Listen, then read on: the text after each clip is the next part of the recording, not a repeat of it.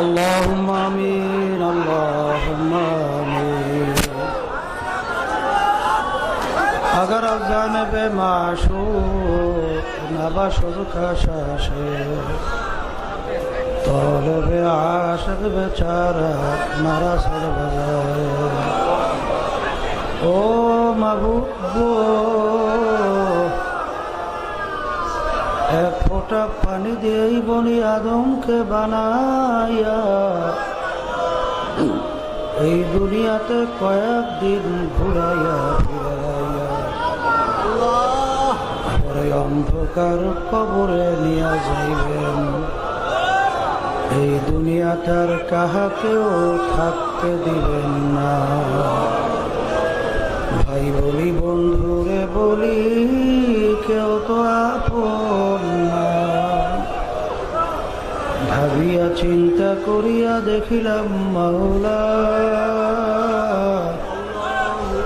ওই অন্ধকার কবরে আপনি ছাড়া কেহ আপন হবে না। ربنا آتنا في الدنيا حسنة وفي الآخرة حسنة وقنا عذاب النار رب ارحمهما كما ربياني صغيرا سبحان ربك رب العزة عما يصفون وسلام على المرسلين والحمد لله رب العالمين. وعليكم السلام ورحمة الله.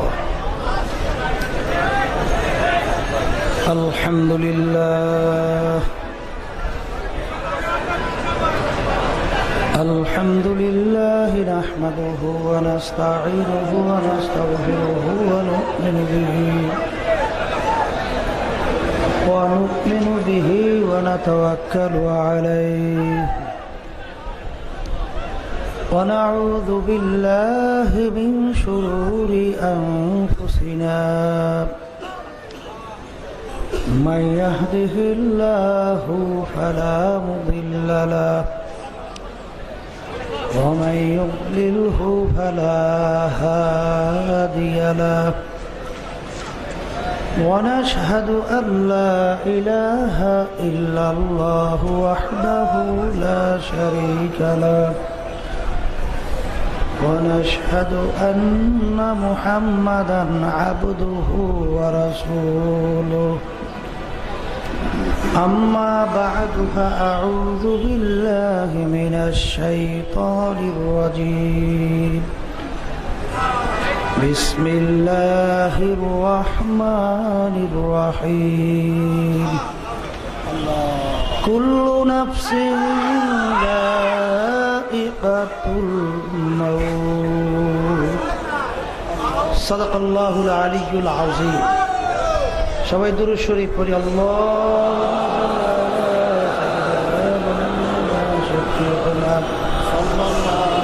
حبيبنا ومولانا محمد صلى الله عليه وعلى آله وأصحابه وبارك وسلم. اللهم صل على سيدنا ونبينا شفيعنا وحبيبنا ومولانا محمد صلى الله عليه وعلى آله وأصحابه وبارك وسلم.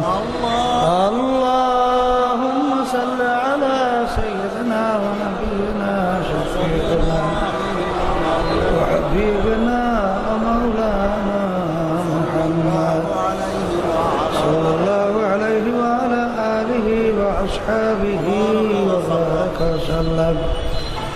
শুকরিয়া আদায় করতেছি মহান রব্বুল আলামিনের দরবারে। রব্বুল আলামিন আপনাকে আমাকে ফিতনা ফাসাদের যুগে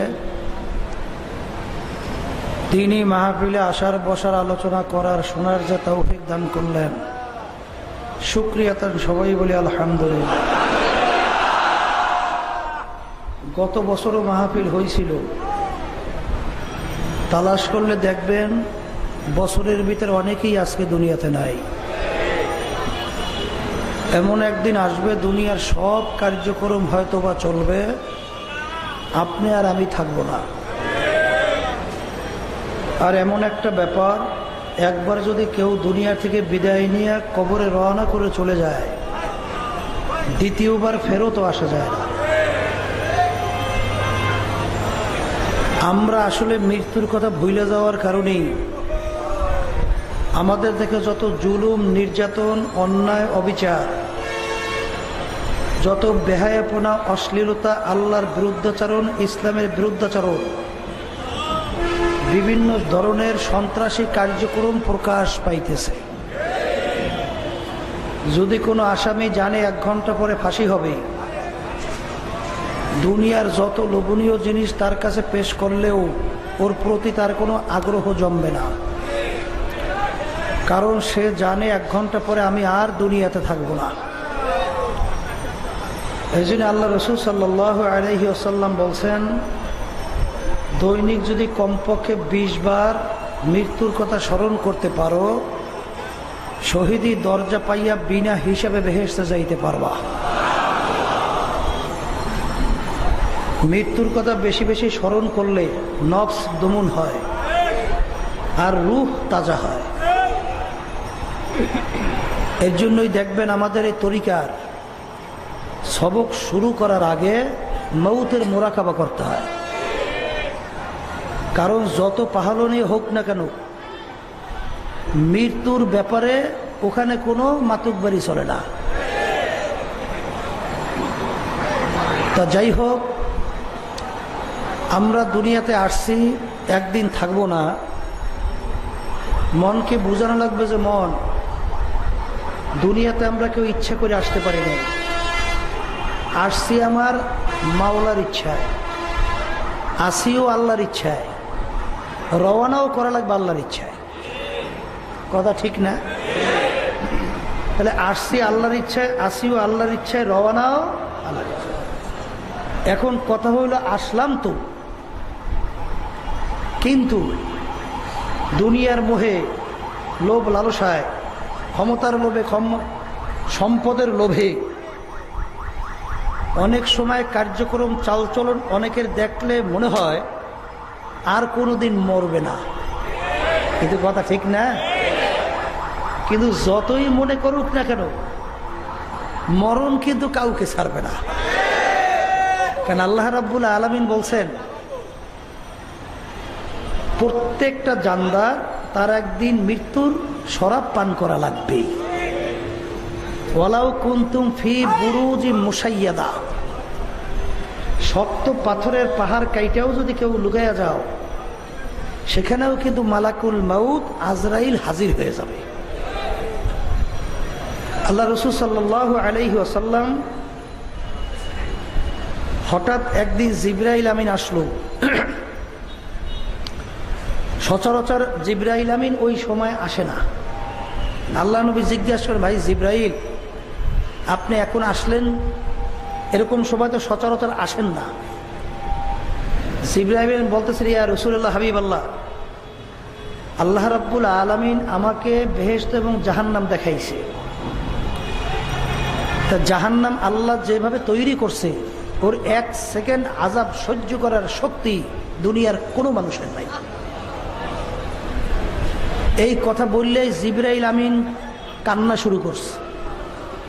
আল্লাহ নবী বলতেছেন, ভাই জিবরাইল, আপনি তো আল্লাহর নৈকট্যের ফেরেশতা, সম্মানিত ফেরেশতা, আপনি কান্দেন কেন? বলে, আমি তো জানি না আমার ব্যাপারে আল্লাহর কি সিদ্ধান্ত, কি ফয়সালা। কারণ ইবলিস আল্লাহর নৈকট্যের ফেরেশতা ছিল, তার অবস্থান কি হইল, চিরতরে জাহান্নামের হুকুম হয়ে গেল। হারুত মারুত ফেরেশতা আল্লাহ, তাদের ব্যাপারে কি সিদ্ধান্ত হইল, আমার ব্যাপারে কি সিদ্ধান্ত আমি তো জানি না। এই কথা বলে জিবরাইল আলাইহিস সালাতু ওয়াস সালাম কান্দেন, আল্লাহর রাসূলও কান্দেন।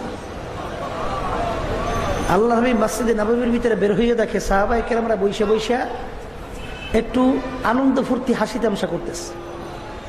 তখন আল্লাহ নবী বলতেছেন, তোমরা কি মৃত্যুর কথা ভুলে গেছো? এইমাত্র জিবরাইল আসছিল এবং জাহান্নামের বিবরণ যে শুনাইছে, ওইটা সহ্য করার শক্তি দুনিয়ার কোনো মানুষের নেই। এই জন্য আমার ভাইদেরকে বলবো, যারা নাকি দুনিয়ার মোহে, বিভিন্ন সম্মান সম্পদের লোভে, ক্ষমতার বড়াইতে দরাকে সরাগায়ন মনে করেন না, একটু মাঝে মধ্যে নিরিবিলি নীরবে দুনিয়ার একটু হাকিকত সম্পর্কে চিন্তা করিয়েন। দুনিয়ার হাকিকতটা কি? হাকিকত সে তো দুনিয়া বেখবর হ্যায়, হাকিকত সে তো দুনিয়া বেখবর হ্যায়, দুনিয়া কি নমায়েশ পর নজর হ্যায়। এই দুনিয়া সম্পর্কে একটু চিন্তা করলে দেখবেন সব কিন্তু ফাঁকি আর ফাঁকি। জোরে বলেন, কথা ঠিক না? ডাক্তার চিকিৎসা করলো রোগীকে, তালাশ করলে দেখবেন ডাক্তারও নাই, রোগীও নাই। দেখবেন যাদের বড়াই এবং দাম্ভিকতায় মানুষের উপরে অত্যাচার নির্যাতন, বিভিন্ন ধরনের লুটপাট তরাজ করছে, এই জালেমকারীও নাই, মাজলুমও নাই। দোকানের ভিতরে বিক্রেতাও নাই, ক্রেতাও নাই। এইভাবে দেখবেন সবে কিন্তু একদিন দুনিয়া থেকে বিদায় হয়ে গেছে। তা দুনিয়া থেকে বিদায় হওয়া লাগবে সবাইরই, কিন্তু মুসলমান আমার বাজানদেরকে বলবো, মনে করা লাগবে যে আল্লাহ রাব্বুল আলামিনের কত দয়া মায়া আমাদের উপরে। আদমিয়া দাদাই বা জব মুসলমান করদাই, আয় খোদা কুরবা সওয়াম ইহসাবর ইহসা করদাই। হে মুসলমান আমার ভাইরা, পর্দা আলে মা বোনেরা, মাঝে মধ্যে একটু নিজে নিজে নিরিবিলি চিন্তা করে নিজেকে প্রশ্ন করেন, আমার মাওলার কাছে তুমি আর আমি কেউ দরখাস্ত করি নাই, মাবুদ গো আপনি আমার রুহুকে আপনি মুসলমানের ঘরে দান করেন। বিনা দরখাস্তে, বিনা চেষ্টায় তোমার আমার রুহুকে আমার মাওলা মুসলমানের ঘরে দান করলো। যদি আমার মাওলা ইচ্ছা কইরা তোমার আমার রুহুকে একটা হিন্দুর ঘরে ঢুকায়া দিত, তুমি আর আমি একটা হিন্দুর বাচ্চা হইয়া দুনিয়ায় জন্ম হইয়া যাইতাম। খ্রিস্টানের ঘরে ঢুকাইলে খ্রিস্টানের বাচ্চা হইয়া জন্ম হইয়া যাইতাম। অন্যান্য ধর্ম অবলম্বী তাদের বাচ্চার ঘরের ভিতরে ঢুকাইলে অন্য ধর্ম অবলম্বী হইতাম। একটা গরুর ঘরের ভিতরে ঢুকাইলে গরুর বাচ্চা হইয়া দুনিয়া জন্ম হইয়া যাইতাম। আমার মাওলার কাছে বিনা দরখাস্তে, বিনা চেষ্টায়, বিনা তদবিরে তোমার আমার রুহুকে আমার মাওলা দয়া মায়া কইরা আজকে মুসলমানের ঘরে দান করলো। এখন তুমি আর আমি পরিচয় দে, আমি মুসলমান, আমি আব্দুর রহিম, আমি আব্দুল করিম। আজকে মুসলমানের ঘরে জন্মগ্রহণ কইরাম। খোদা না খাস্তা কিয়ামতের ময়দানে যদি জাহান্নামের শিকল হাতে পায় লাগে, এর চেয়ে কপাল পোড়ার সারে জাহানে হইতে পারে না। এই জন্য আমার ভাইদেরকে বলবো, পর্দালে মা বোনদেরকে বলবো, মস্তে আশেক মস্তে মাশুক বাদশাহ মালে মস্ত, মস্তে আশেক মস্তে মাশুক বাদশাহ মালের মস্ত, পীরে মস্তে জিরে মস্তে শেখে দর আসরারে মস্ত। এ দুনিয়াদার পাগল আমার বাবারা, দুনিয়ার ভিতরে যত মানুষ বিচারণ করে সব কিন্তু একদল পাগলের দল। কেউ বা মেম্বার হওয়ার জন্য পাগল, কেউ বা চেয়ারম্যান হওয়ার জন্য পাগল, কেউ বা এমপি মিনিস্টার হওয়ার জন্য পাগল, কেউ বা পীর মুফতি মুহাদ্দিস হওয়ার জন্য পাগল, কেউ বা সভাপতি সেক্রেটারি হওয়ার জন্য পাগল, কেউ বা বড়মেয়া হওয়ার জন্য পাগল। আর একদল মানুষ দুনিয়ার ভিতরে বিচরণ করে, তারাও কিন্তু একদল পাগল, তারা কিন্তু আমার মাওলার পাগল। ও দুনিয়াদার পাগল আমার বাজানেরা, একটু মাঝে মধ্যে একটু নিজেকে নিজে প্রশ্ন করো, যারা দুনিয়ার পাগল হইল তাদের পরিণতি কি হইল? বাংলাদেশের ভিতরে অনেক বড় বড় নেতারা, বড় বড় লিডাররা, যাদের হুঙ্কারে মনে হয় বাংলার জমিন থরথর করে কাঁপত, আজকে হাইকোর্টের মাজারের ভিতরে পইরা রইল। ওই একজন দিনদার নেককার মানুষ কবরের পাশে একটু সালামও দেয় না, বরঞ্চ বলে শয়তানটা মরছে ভালো হইছে। আর যারা নাকি আমার মাওলার পাগল হইছে, যাইয়া দেখো পটুয়াখালী জেলা মির্জাগঞ্জ থানায় ইয়ারউদ্দিন সাহেব রহমাতুল্লাহ আলাই, বাবা তিনি একজন সাধারণ বাহালিগিরি করত, পেঁয়াজ রসুন আদা বিক্রি করত। আমার মাওলার সঙ্গে এমন ভাবে সম্পর্ক তৈরি করছে, দুনিয়ার থেকে বিদায় নেওয়ার পরে কবরে যাওয়ার পর আজকে নদীর কিনারে তার কবর যাইয়া দেখো, লক্ষ লক্ষ মানুষ কবরের পাশে যায়, সালাম দেয়, দুই চোখের পানি ফালাইয়া কান্দে, আর তাদের জন্য অন্তর মন খুলে দোয়া করে। ও দুনিয়াদার পাগল আমার বাবারা, যাইয়া দেখো সিলেটের ভিতরে মাজারে শুয়ে আছেন শাহজালাল রহমাতুল্লাহ আলাইহি, শাহ পরান রহমাতুল্লাহ আলাইহি। বাবারে লক্ষ লক্ষ মানুষ তার কবরের পাশে দিয়ে সালাম দেয়, এমন ভাবে জড়সড় ভয়তে অস্থির হইয়া যায়, মনে হয় যেন বাঘের কাছে যাইতে আছে। আরে আর একটু তাকাইয়া দেখো, দেখো যারা নাকি দুনিয়াদার পাগল হইছে, একজন দিনদার আল্লাহওয়ালা মানুষ কবরের পাশে সালামও দেয় না। বাবারে আমার রহমাতুল্লাহ আলাইহি চিটাগাঁয়ে মাটিতে ঘুমায় রইছে, বারবার মন কি বুঝরে আরে আমার রহমাতুল্লাহ আলাইহি একজন জজের চাপরাশি ছিল, জজ বিচার করত, তার কত ক্ষমতা, আর তার মাথার উপরে পাখাটাই না বাতাস করত। আজকে সেই জজের কোনো খবর নাই, আর কিয়ামত পর্যন্ত মানুষ আমানুর রহমাতুল্লাহ আলাইহিকে শ্রদ্ধা করে স্মরণ করবে, দোয়া করবে। যাইয়া দেখো বাগেরহাটে খান জাহান আলী রহমাতুল্লাহ আলাইহি এইরকম ভাবে যত আল্লাহওয়ালা দুনিয়ার থেকে বিদায় নিয়ে কবরে গেল, বাজান দুনিয়াতেও বাদশাহ, আখেরাতেও বাদশাহ। এ আল্লাহর বান্দারা, পর্দা আলে মা বোনেরা, আমার মাওলার কাছে কিন্তু কে পীর, কে মুরিদ, কে মুফতি, কে মুহাদ্দিস, কে ধনী, কে গরিব, কে সুন্দর, কার বংশ ভালো, কার বংশ খারাপ, কে শিক্ষিত, কে অশিক্ষিত, এই পরিচয় কিন্তু আমার মাওলার দরবারে চলবে না। বেলাল হাবশী রাদিয়াল্লাহু তাআলা আনহু গোলাম জাদা গোলাম, তার বাপেও ছিল গোলাম, তিনিও কিন্তু গোলাম।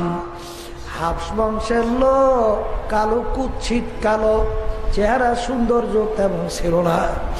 ওর দুইটা ছিল মোটা, জবান ছিল তোতলা, শিক্ষার দিক থেকে একেবারে বকলম, কিছু জানতো না, অর্থের দিক থেকে একেবারে নিচ্ছ, এক টাকারও মালিক ছিল না। মাওলার দরবারে কেমন প্রিয় হইয়া রইল, দুনিয়ার ভিতরে কেমন সম্মানিত হইল। অর্ধেক দুনিয়ার রাজা ওমর ফারুক রাদিয়াল্লাহু তাআলা আনহু, বাবার এই বাংলাদেশের মতো দুই একটা দেশের রাজা না রে বাজার, আল্লাহু আকবার, বাংলাদেশের মতো প্রায় 200 দেশের রাজা যখন বেলাল হাবশী রাদিয়াল্লাহু তাআলা আনহুর নাম উল্লেখ করতেন, বলতেন সাইয়েদানা বেলাল, আমাদের সরদার বেলাল। বেলাল হাবশী রাদিয়াল্লাহু তাআলা আনহু বাজান সাহাবায়ে কেরাম বলল, ইয়া রাসূলুল্লাহ, ইয়া হাবিবাল্লাহ, যেই মসজিদের ইমাম আপনি, একজন উচ্চ বংশে সুশিক্ষিত সুন্দর লাহানের একজন মুয়াজ্জিন নিযুক্ত করা দরকার। আরে সাহাবায়ে কেরামরা সিদ্ধান্ত নিলেন, আল্লাহর রাসূল ইশার নামাজের পরে বেলালকে ডাক দিয়ে বলে, বেলাল রে, আগামী দিন ফজরের আযান আর তুমি দিতে পারবা না। বেলাল হাবশী রাদিয়াল্লাহু তাআলা শূন্য দুই চোখে থেকে পানি চাইরা কাঁদলেন।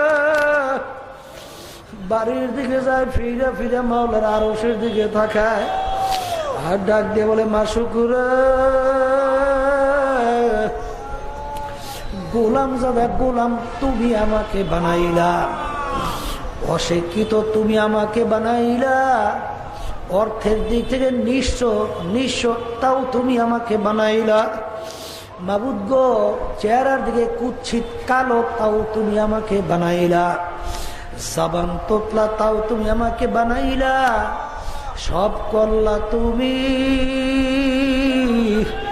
আর তোমার হাবিবের মসজিদের মুয়াজ্জিনের বরকত থেকে মাহরুম হইলাম আমি। এই বাধা আমি কেমনে সহ্য করব? ফজরের সময় নতুন মুয়াজ্জিন আযান দিল, সাহাবায়ে কেরাম খুশিতে খুশিতে মসজিদে আসলো। আল্লাহর নবী মেম্বারে বসা, বললেন একটু অন্ধকার পরিষ্কার হোক, নামাজ আদায় করব। সময়ের পর সময় যায়, অন্ধকার পরিষ্কার হয় না। আল্লাহর হাবিব চিন্তা করলো, ব্যাপার কি, অন্ধকার কেন পরিষ্কার হয় না? জিবরাইল আলাইহিস সালাতু ওয়াস সালাম উপস্থিত। আল্লাহ রাসূল জিজ্ঞাসা করেন, ভাই জিবরাইল, অন্ধকার কেন পরিষ্কার হয় না? ইয়া রাসূলুল্লাহ, ইয়া হাবিবাল্লাহ, আপনার মসজিদে আজকে কেন আযান হয় না? আল্লাহর নবী বলেন, ভাই জিবরাইল তুমি কি বলো? আজকে তো অন্যান্য জিনিসে আর সুন্দর লাহানে আযান দেওয়া হইল। জিবরাইল বলে, ইয়া রাসূলুল্লাহ, হাবিবাল্লাহ, প্রত্যেকদিন আপনার আযানের শব্দ মাওলার আরশ থেকে শোনা যায়, আজকে আপনার মসজিদে আযান মাওলার আরশে পৌঁছে না। বেলালকে ডাইকে আযান দেওয়া, বেলাল যতক্ষণ পর্যন্ত আযান না দিবে অন্ধকার পরিষ্কার হবে না। বাজান, মাওলার দরবারে কিন্তু কোনো পীর মুফতি মুহাদ্দিসের পরিচয় নাই রে বাজান। হারে জামানার নবী মুসা রওনা করলো, পথের মধ্যে দেখে গাছের গোড়ায় রাখাল বসে বসে বলতেছে, মাবুদ গো, তোমাকে পাইলে আমি খাওয়াইয়া সুন্দর মতো সাজাইয়া পড়াইয়া দিতাম। নবী ধামক ধুমুক দিয়ে বলল, আহাম্মো, আমার মাওলা কি তোমার আমার মতো খায় নাকি? খেয়াল ভাঙ্গিয়া পাগলের মতো জঙ্গলে দৌড় মারল। আল্লাহ রাব্বুল আলামিন ওহী নাযিল করে, ওহী আমাদ সোয়ে মুসা খোদা বন্দা মারা চেরা কর দে জুদা। এ জামানার নবী মুসা, তোমাকে আমি কি দুনিয়ার ভিতরে পাঠাইলাম আমার পথ বলা বান্দা বান্দিকে আমার সঙ্গে জোড়াইয়া দেওয়ার জন্য। আমার সঙ্গে জোড়ানো বান্দাকে তুমি কেন পৃথক করল? জামানার নবী পর্যন্ত খবর রাখতে পারে নাই একটা রাখালের সঙ্গে আমার মাওলার কি সম্পর্ক গোপনে তৈরি হয়েছে। নবী তালাশ করা শুরু করলো, কোথায় রাখাল পাওয়া যায়। রাখাল দেখে জঙ্গলের ভিতরে, চিল্লায় দৌড়ায়, বলে, রাখাল, যেই কথা বলছিল এই কথা বার একটু বল, আমার মাওলা বড় পছন্দ করছে। রাখাল ডাক দিয়ে বলে, মঞ্জে সেদরা মুনতাহা বা গুজাস্তাম সদ হাজারা সালে চাজু গোস্ত আম। এ জামানার নবী মুসা, আপনি যখন আমাকে বাধা দিছেন তখন আমি মাওলা সিদরাতুল মুনতাহা পার হইয়া আমার মাওলার ৭০,০০০ নূরের পর্দার চতুর্পাশে আমি ঘুরতেছিলাম। ওই মুহূর্তে হুজুর আপনি আমাকে বাধা দিছেন। ওই অবস্থা তো এখন আর আমার নাই। ও দুনিয়াদার পাগল আমার বাবারা, যারা দুনিয়ার মোহে দলের পিছনে পইরা, নেতা নেত্রীর পিছনে পইরা, যারা নাকি টাকার লোভে পইরা বিভিন্ন সম্পদের মালিক হইয়া আজকে ধরাকে সরা জ্ঞান মনে করেন না, দুনিয়ার পাগল হইছেন। আমার বাজানদেরকে বলবো, একটু মাঝে মধ্যে একটু মৌতের মুরাকাবা করেন। যেদিন তোমার আমার ভিতর থেকে রুহুটা বের হইয়া যাবে, একটু এখন তাকাইয়া দেখো কেমন দেখা যায়। সাদা ৩টা কাপড় দিয়া পেঁয়াজ দিয়া ফালাইয়া রাখবে, আরে মাথার ভিতরে একটা বান দিবে, মাথার মধ্যে একটা বান দিবে, পায়ের মধ্যে একটা বান দিবে। এখন মন কি বুঝো রে মন? এখন কেমন দেখা যায় একটু দেখো, তাকাইয়ে দেখো। কই তোমার মাতুক বাড়ি, কই তোমার সর্দারগিরি, কই তোমার দলের খবর গরম, কই তোমার ক্ষমতার গরম, কই তোমার টাকার গরম, কই তোমার অট্টালিকার গরম, কই তোমার মেম্বারগিরি, কই তোমার চেয়ারম্যানগিরি, কই তোমার এমপিগিরি, কই তোমার পীর মুফতিগিরি, কই এখন তো আর একটা পিঁপড়ায়ও ভয় করে না। ও দুনিয়াদার পাগল আমার বাবারা, আমার আব্বাজানের মুখে শুনছি আমার দাদাজানের কথা। আমার দাদাজান একদিন এক বড় অফিসার তাকে জিজ্ঞাসা করল, কালেক্টর তোমরা কি মশারি টাঙাও? বলে হুজুর আমরা মশারি টাঙাই। কেন? বলে হুজুর আমাদেরকে মশায় কামড়ায়।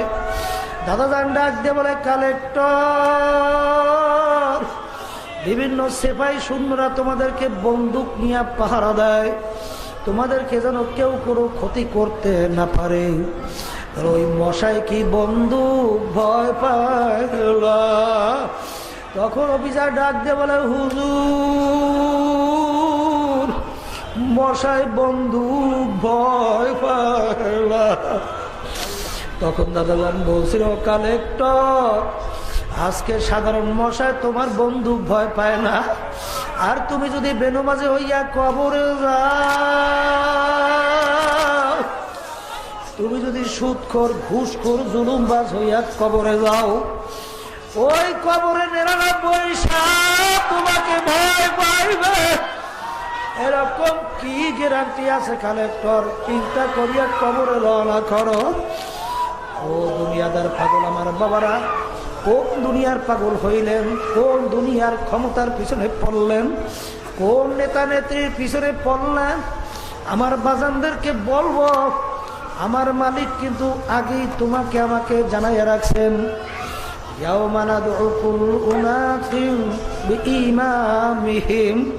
কিয়ামতের ময়দানে আমার মাওলা প্রত্যেকটা মানুষকে তার দলের নেতা নেত্রীর সঙ্গে ডাকবে।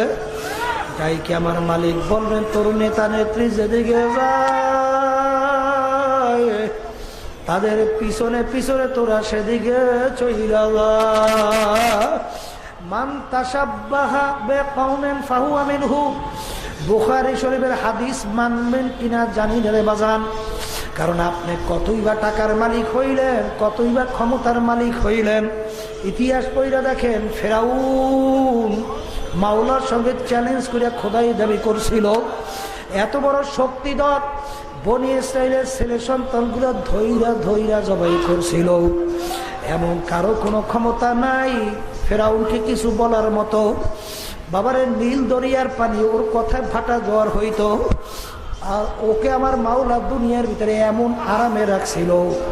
ইতিহাসের ভিতরে দেখা যায় 750 বছরের ভিতরে একদিন সর্দি জ্বর হয় নাই, এত আরামে আমার মাওলা ওকে দুনিয়ায় রাখছিল।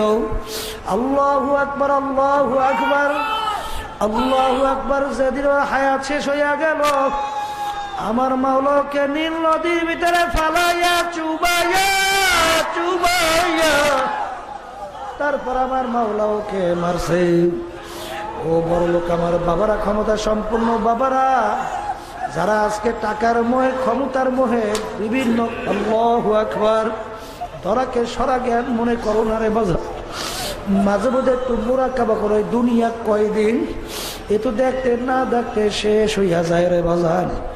এই জন্য আমার বাজানদেরকে বলো, পর্দা আলে মা বোনদেরকে বলবো, আজকে কুরআনুল কারীম এর উদ্যোগে এই ঢাকা মহানগরের মাহফিল, আল্লাহ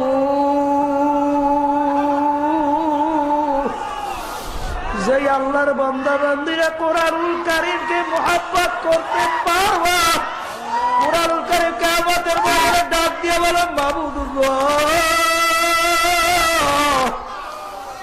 এই বান্দা বান্দী আমাকে মুহাব্বত করছে, ওকে আমি বেহেশতে না পৌঁছাইয়া যাব না। আলহামদুলিল্লাহ, আল্লাহর শুকরিয়া আদায় করতে হয়।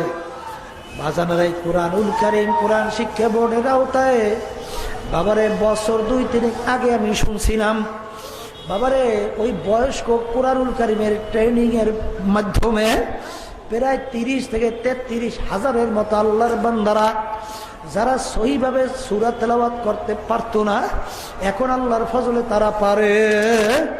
এই বাবাজারি মাহফিল হইতেছিল, যখন প্রদর্শনী দেখাইতেছিল, আমি রুমের ভিতরে বসা, হঠাৎ এমন একটা সুন্দর কেরাত তেলাওয়াত করতেছে, আমি মনে করলাম এত সুন্দর কেরাত কে। পরে আমি উঠে যাইয়া সামনে তাকাইয়া দেখলাম, তাকাই দেখি প্যান্ট শার্ট পরা আল্লাহর বান্দা।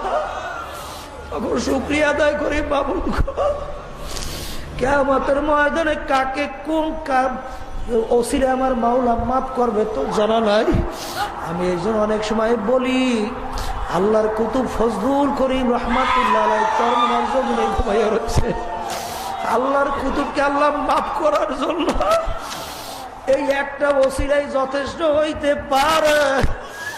এই কুরআনুল কারীমের খেদমতের কারণে যারা নাকি বিশেষ করে ঢাকার আমার অনেক বাবারা অনেক বড় লোক, অনেক ক্ষমতা সম্পন্ন, তাদের প্রচেষ্টা আল্লাহর ফজলে এই মাহফিল হইতে আছে। আমিও দোয়া করি, আমিও আপনাদের কাছে দোয়া চাই, আপনারা সবাই কুরআনুল কারীমের খেদমতের সঙ্গে জড়াইয়া থাকেন। কারণ কুরআনুল কারীম কবরেও তোমাকে আল্লাহু আকবার বলবে না, কিয়ামতের ময়দানেও বলবে না। আরে আমার মাওলার কাজ পর্যন্ত পৌঁছাইয়া বেহেশতে না দিয়া ছাড়বে না।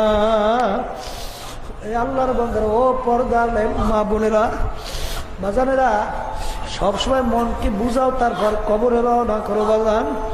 কারণ এই এমন কোন জাতি দুনিয়ার মধ্যে নাই যেই জাতি পরকাল বিশ্বাস করে না। হিন্দুরাও করে, খ্রিস্টানরাও করে, অন্য অন্য বিজাতিরাও করে, কিন্তু আজ পর্যন্ত মুসলমান ছাড়া অন্য কোনো জাতি দুনিয়ার ভিতরে চ্যালেঞ্জের মাধ্যমে টিকতে পারে নাই। একমাত্র মুসলমান জাতি দুনিয়ার ভিতরে চ্যালেঞ্জের মাধ্যমে বুক ফুলাইয়া গলা টান করিয়া দুনিয়ায় বাইচে আছে বাজান। আজকে আমি আপনাদের কাছে দোয়া চাই, জামানা বড় কঠিন কঠিন। আল্লাহ রসুল বলছেন এমন একটা জামানা আসবে যেই যুগের ভিতরে ইমানদারদের ইমানের উপরে এমন থাকা মজবুত কষ্ট হবে, জ্বলন্ত একটা আগুনের আংটা হাতের মুঠায় রাখতে যত কষ্ট হয়, এর চেয়ে বেশি কষ্ট হবে ইমানদারদের ইমানের উপরে মজবুত থাকা। সেই জমানা কিন্তু আইসা গেছে বাজার। তাহলে আজকে বাংলাদেশে 92 জনের মতো মুসলমানের দেশ, এই দেশের ভিতরে আল্লাহর নবীর জীবনে থাকবে না, সাহাবায়ে কেরামদের ইতিহাস থাকবে না, আল্লাহর নাম থাকবে না, ইসলামের নাম থাকবে না। এইটা বাংলাদেশে 92 জন মুসলমানের দেশে দেখতে হবে, পড়তে হবে। এটা কখনোই সহ্য করা যায় না। আল্লাহু আল্লাহ। এই জন্য বাজানদেরকে বলবো, পর্দার মা বোনদেরকে বলবো, বাজানেরা সাধ্য অনুযায়ী চেষ্টা করে, আর এই অন্যার বিরুদ্ধে সাধ্য অনুযায়ী কথা বলার চেষ্টা করেন বাজান। আমরা বারবার প্রধানমন্ত্রী বরাবরে বারবার বলতেছি, বাংলাদেশে 92 জনের মতো মুসলমানের দেশ। ছোটবেলায় যখন আমরা পড়াশোনা করছি তখন দেখছি ওই হিন্দু বা অন্য জাতিদের ক্লাস ভিন্ন ঘন্টা ছিল, ধর্মীয় ভিন্নভাবে পড়ানো হইতো, আমাদের মুসলমানদের ভিন্নভাবে পড়ানো হইতো।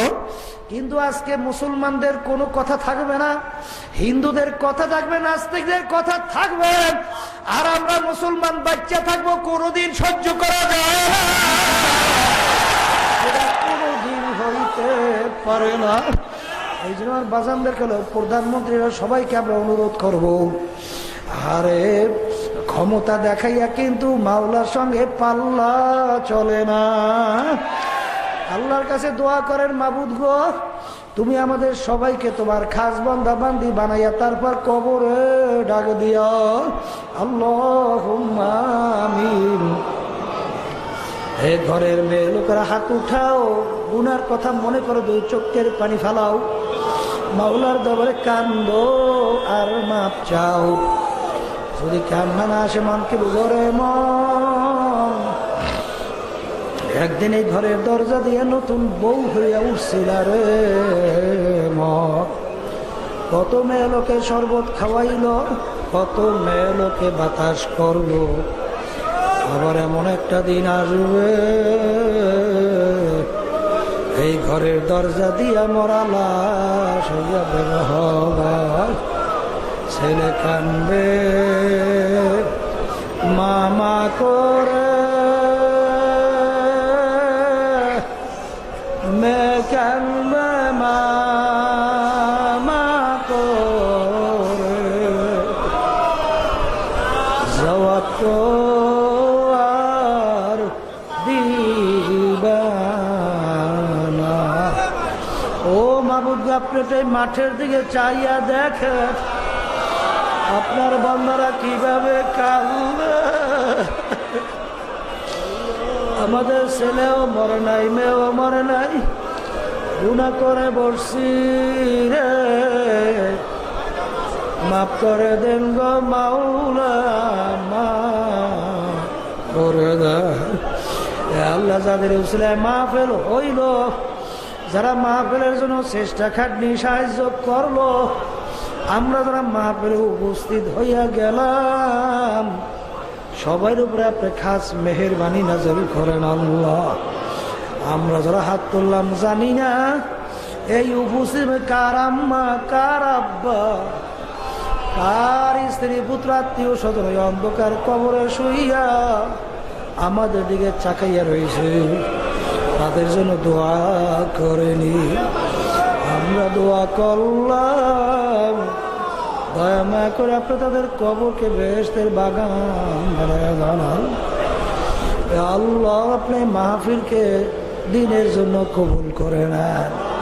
সুবহান রাব্বিকা রাব্বিল ইজ্জাতি আম্মা ইয়াসিফুন ওয়া সালামুন আলাল মুরসালিন আলহামদুলিল্লাহি রাব্বিল আলামিন।